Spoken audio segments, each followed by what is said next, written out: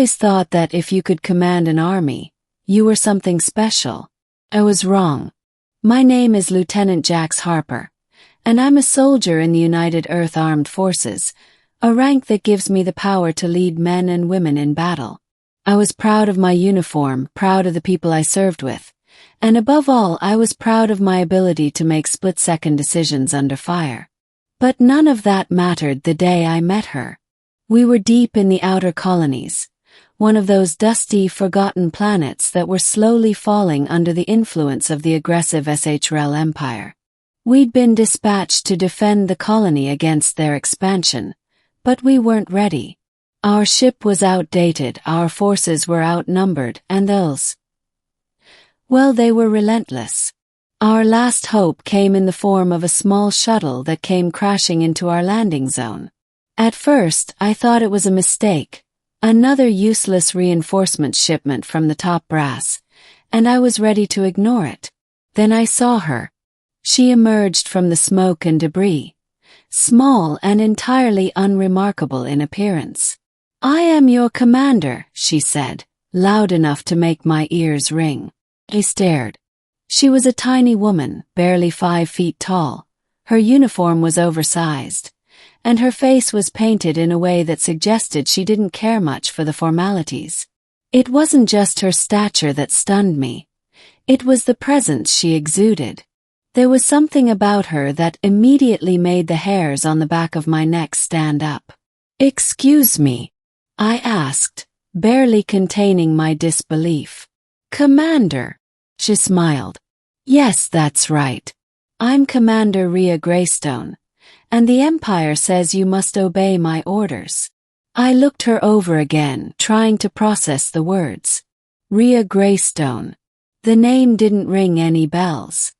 Her presence felt foreign, almost alien, and yet there was something eerily commanding about her. I thought maybe she was a high-ranking officer sent to inspect us, but then she continued. "You might be wondering why I'm here," she said, her tone unapologetically blunt. "Simple. You need leadership. I'll be your commanding officer, and you'll follow my orders." Blinked. The audacity. Here I was, a seasoned officer, and this child was telling me to follow her orders. I was about to respond when she cut me off. "Not only do you need my leadership," she said, narrowing her eyes, "but the Empire insists upon it. If you don't, well, I guess you'll be court-martialed. And that won't be fun for you, Jax Harper."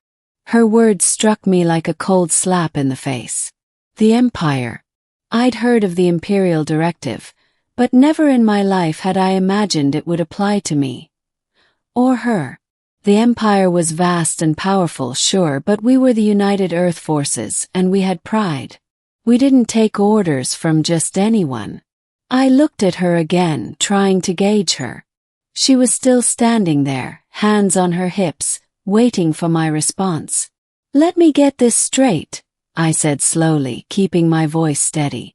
"You're telling me that I, a lieutenant, and my entire team, are supposed to take orders from you?"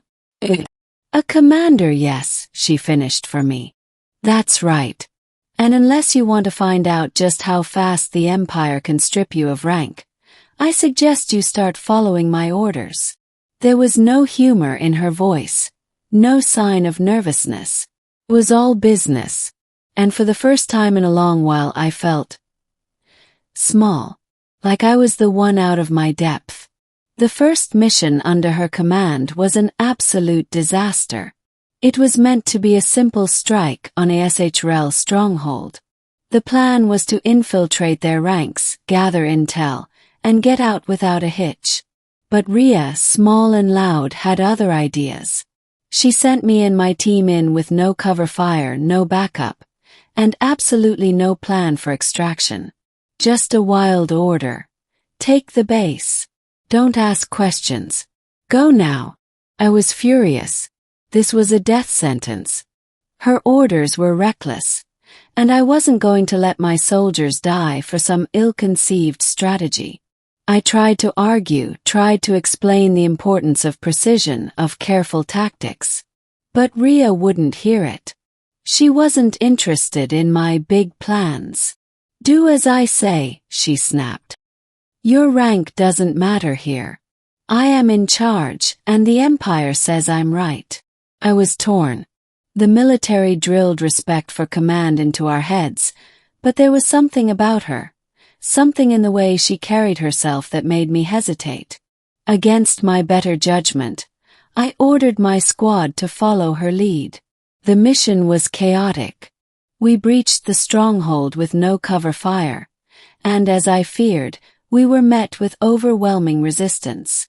Explosions rocked the area, soldiers fell, and everything I had fought for seemed to slip through my fingers. Yet somehow Ria held firm. Amidst the chaos, she barked orders with uncanny precision, directing us through the flames like it was a game. It was as though she was born for this. At one point when we were surrounded, I thought we were done for. But Ria, small and loud, charged forward, cutting through the Israel forces like a blade through silk. I watched, stunned, as she took control of the situation in a way no one else could. When it was all over, we stood among the smoldering wreckage of the stronghold, the mission accomplished. The Israel forces were defeated. Our casualties were low, and we had taken prisoners. "Now," she said, breathing heavily, "let's get to work on the next phase. No time to rest, Harper. The Empire demands results." It was then that I realized something. This woman wasn't just some officer with a small stature and a loud mouth. She was a force of nature, and every single one of us would be foolish to underestimate her again. In the days that followed, I began to understand why the Empire had insisted on Ria Greystone's leadership. There was a brilliance in her madness, a ruthless efficiency that no one could deny. She didn't follow the rules. She rewrote them. We went on more missions, each one crazier than the last, but each one more successful. My team grew to respect her, even when they didn't understand her methods. Her orders didn't make sense sometimes, but they worked. And when they didn't, she always found a way to turn the tide in our favor. I was no longer just a soldier in her squad. I was her second in command, and I followed her orders without question. She was small. She was loud. And the Empire said I had to obey her. But more than that, after all we'd been through, I realized I would obey her. Not because the Empire said so, but because I trusted her. She had earned my respect, just as she had earned the respect of everyone else on the battlefield. And as we prepared for our final assault on the Israel Empire's heart, I knew one thing for sure. In the end, size, status, or rank didn't matter. Leadership did. And Ria Greystone was a leader through and through.